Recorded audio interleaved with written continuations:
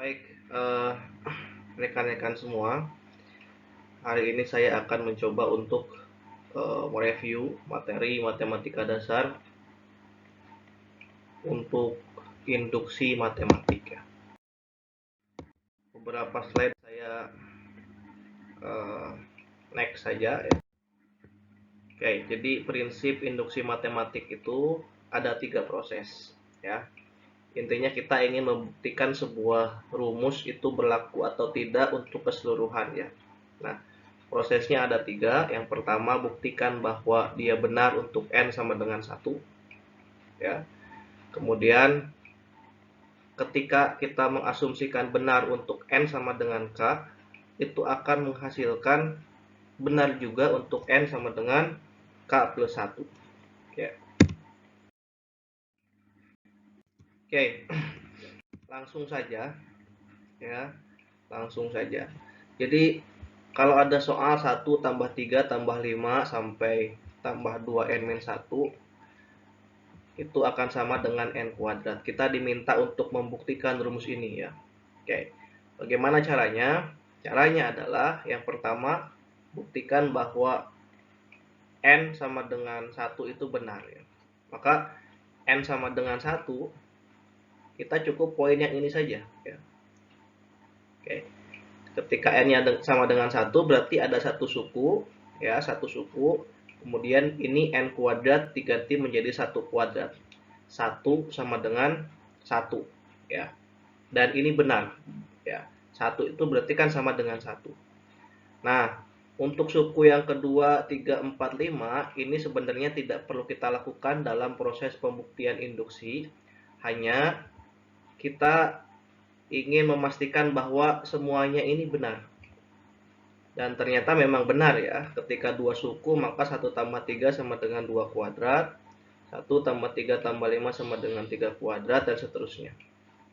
Tetapi kembali diingat bahwa kita hanya perlu untuk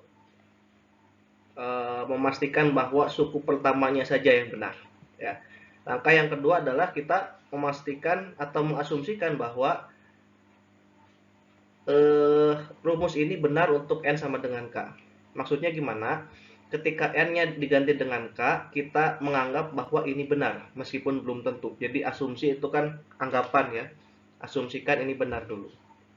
Ya. Jadi kita belum tahu ini benar atau enggak, tapi kita asumsikan benar untuk n sama dengan k.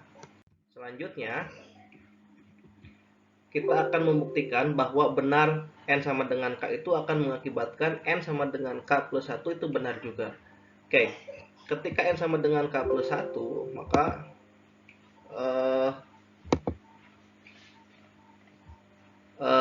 tadi kita sudah menghitung ya, ketika n sama dengan k, maka 1 sampai 2k min 1 ini ya. Tadi berapa rumusnya? Adalah k kuadrat. Nah, ketika ditambah 2k plus 1, maka ini kan akan bertambah 2k plus 1 juga ya. Nah, ketika k kuadrat plus 2k plus 1, ketika disatukan, kemudian difaktorkan, itu hasilnya adalah k plus 1 kuadrat ya. Dan ini sesuai dengan rumus yang tadi ya. Artinya rumus itu terbukti. Seperti itu. Oke. Ini contoh yang kedua. 1 sampai n penjumlahannya adalah n kali n plus 1 per 2. Kita buktikan saja. Maka ketika dibuktikan, kita buktikan ketika n sama dengan 1 itu benar. Masukkan n-nya sama dengan 1, maka yang kiri adalah 1, yang kanan adalah 1 kali 2 dibagi 2 sama dengan 1. Ternyata 1 sama dengan 1 dan itu benar. Langkah kedua, asumsikan n sama dengan k itu benar. Maka ketika n-nya diganti dengan k, ini kita anggap benar ya. Kemudian langkah selanjutnya kita akan memperlihatkan bahwa ketika n sama dengan k ini benar, akan menghasilkan n sama dengan k plus 1 benar. Nah, kita lihat. Ini kita tambahkan k plus 1.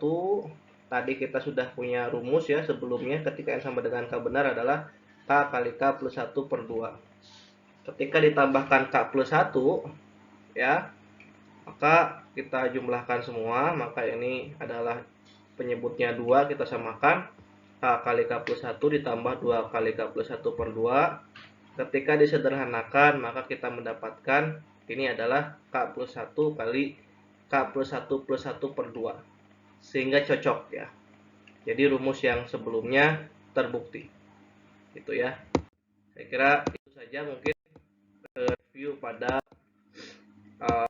materi terkait induksi matematika. Semoga dapat dipahami. Terima kasih.